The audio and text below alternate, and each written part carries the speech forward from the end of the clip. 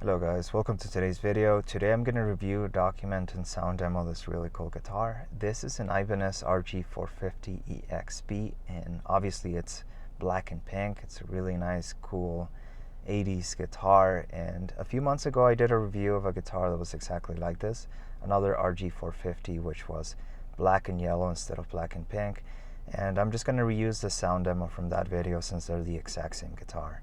And also it'll save me a lot of time to do that, but let's get right into this guitar.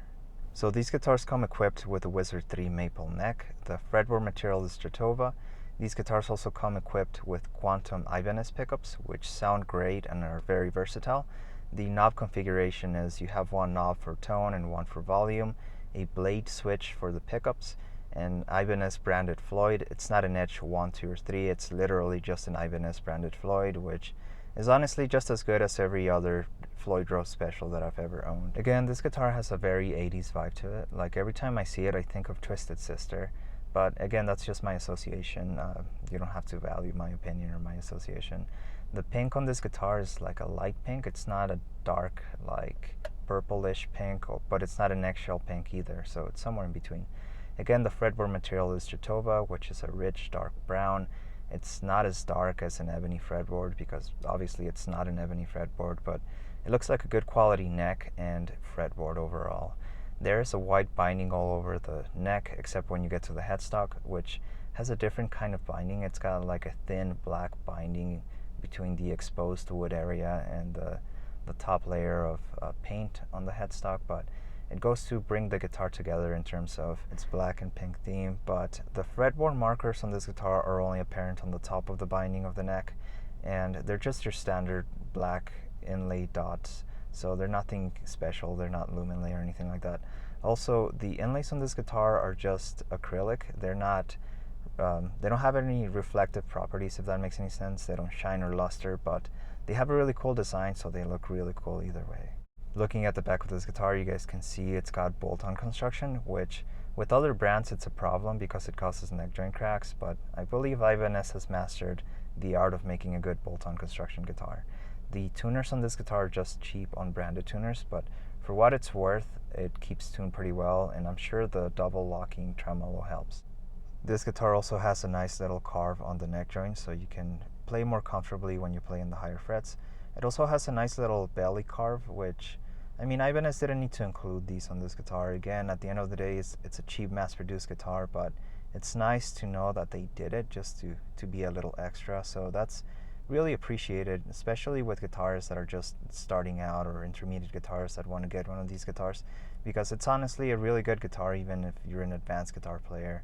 You guys heard me talk about that when I reviewed the black and yellow one. It's just this is a really good guitar for the money. And speaking of that, these guitars go for around $400 new.